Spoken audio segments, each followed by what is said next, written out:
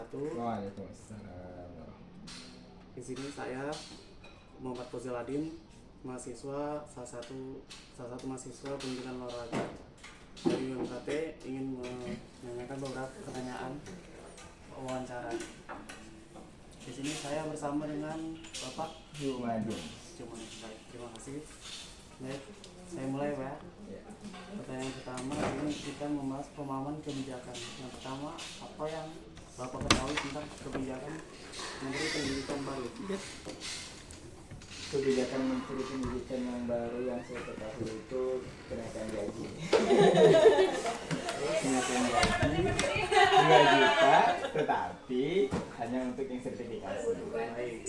Nah, itu kebijakan pertama. Kemudian yang kedua itu kebijakan kurikulum. Baik. Sebenarnya kurikulum itu bukan berubah, tetapi ada tambahan yang harus dimasukkan dalam kurikulum Merdeka ini yang disebut sebagai deep learning. Ya, jadi belajar secara mendalam. Oh, Itu yang disampaikan oleh Prof. terus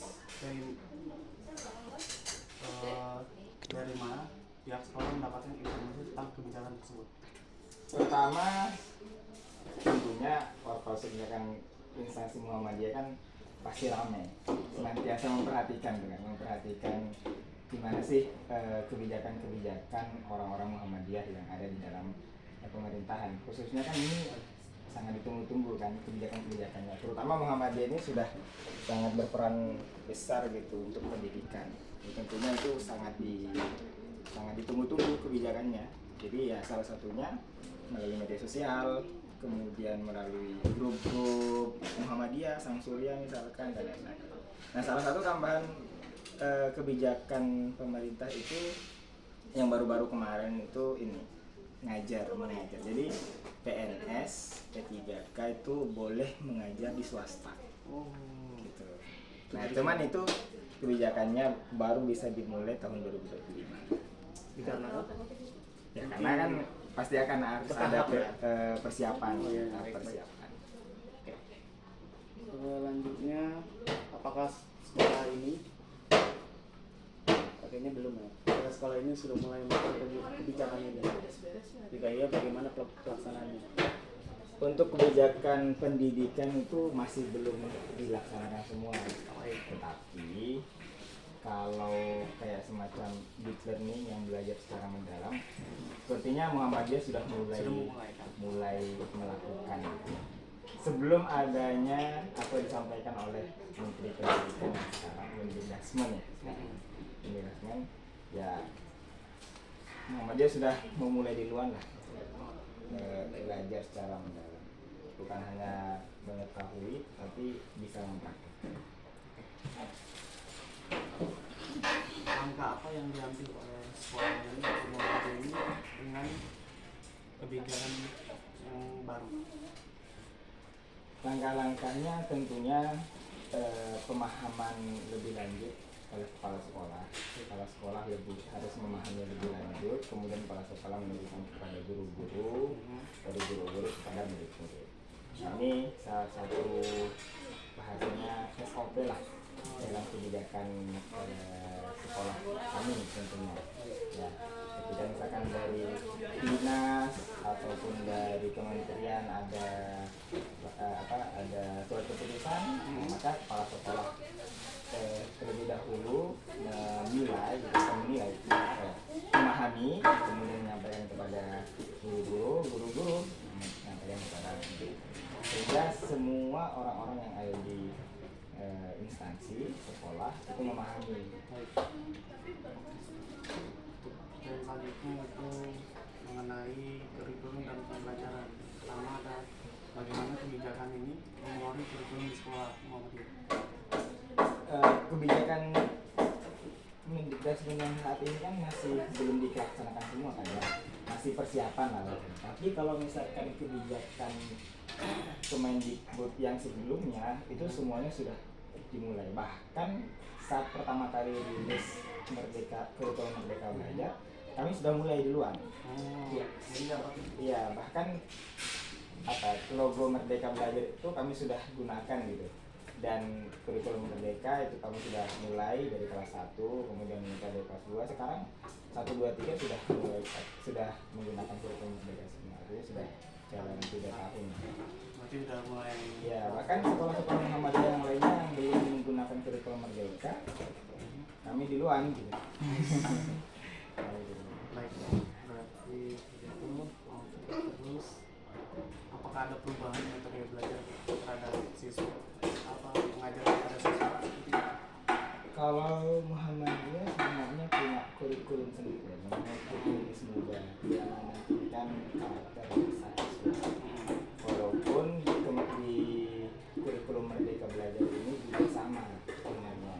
Jadi ketika berganti dengan kurikulum Merdeka sebenarnya nggak ada perubahan lebih banyak sebenarnya, karena ya sama dengan melanjutkan kurikulum yang sebelumnya dibangun oleh Muhammadiyah sendiri. Kan kalau Muhammadiyah kan ada namanya Ismuba, ilmu dan bahasa, ilmu Ismuba, intinya tentang agama dan bahasa Arab, ya keislaman dan Islam dan bahasa Arab. Berarti di sementara belum ada proses lanjutan dan kebijakan baru untuk sementara. Ya, kebijakan baru ini kita sambil nunggu kapan sih harus dilaksanakan. Kan pasti ada surat keputusan tuh dari dinas atau dari dari Mendikbudrismen, itu kan sudah pasti ada surat keputusannya. Ketika surat keputusan itu sudah diserahkan kepada sekolah-sekolah, baru mulai kita lakukan. Walaupun sebelum adanya itu kan sudah disampaikan tuh sama bahwa akan ada kurikulum seperti ini. Maka kita sudah bersiap-siap tuh untuk menyambut kebijakan baru.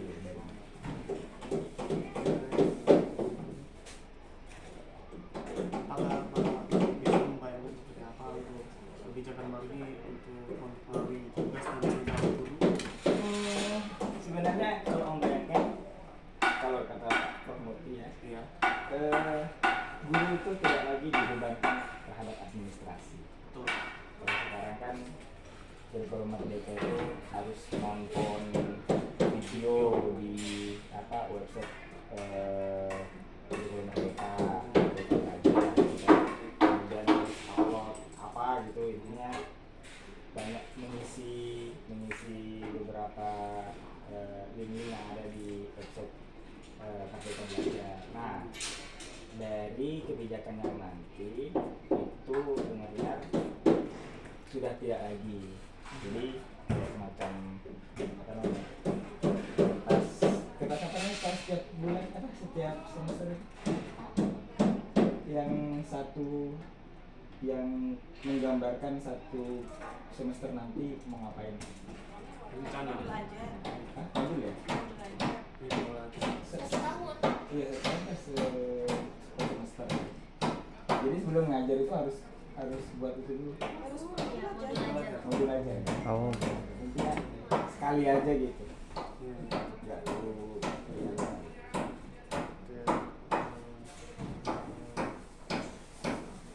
Misalkan ada kesempatan, apa masukan dari Bapak untuk memberikan terkait kebijakan tersebut? Pemerintah lebih tahu lah. Mereka punya riset dan lain sebagainya. Tapi untuk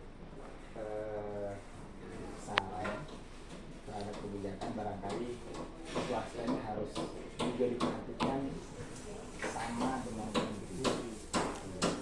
Sama makan.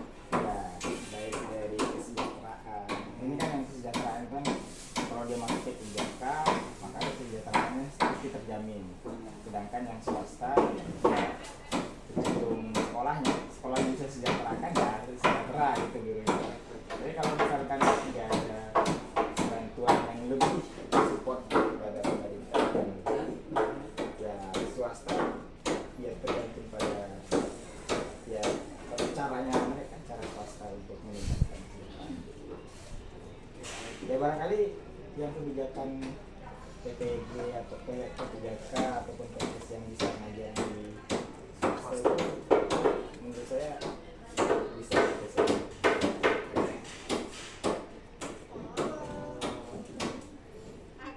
Mungkin bagaimana tanggapan orang tua terhadap kebijakan ini? Tentunya orang tua pasti sebelum kesenian santri itu menandatangani kontrak ya, pada kontrak memberikan hak penuh kepada pondok pesantren untuk bisa bagaimana lebih baiknya santri dan sebagainya. Tentunya walaupun seperti itu, setiap semesternya kita terus mengadakan pertemuan ada koordinasi. Nah, kalaupun ada perubahan-perubahan kebijakan dari sini, nah perubahan-perubahan kebijakan itu bukan hanya diketahui oleh siswa dan guru, tapi juga sama orang tua. Dan pun juga ada grup orang tua kalau misalkan butuh secara langsung untuk memberikan informasi, maka melalui grup aja. Baik, terima kasih untuk penjelasannya serta jawabannya Bapak Ustadz. Ini saya sudah menyelesaikan pertanyaan-pertanyaan yang saya sudah sebutkan, dan terima kasih banyak sudah meluangkan waktu Bapak untuk menjawab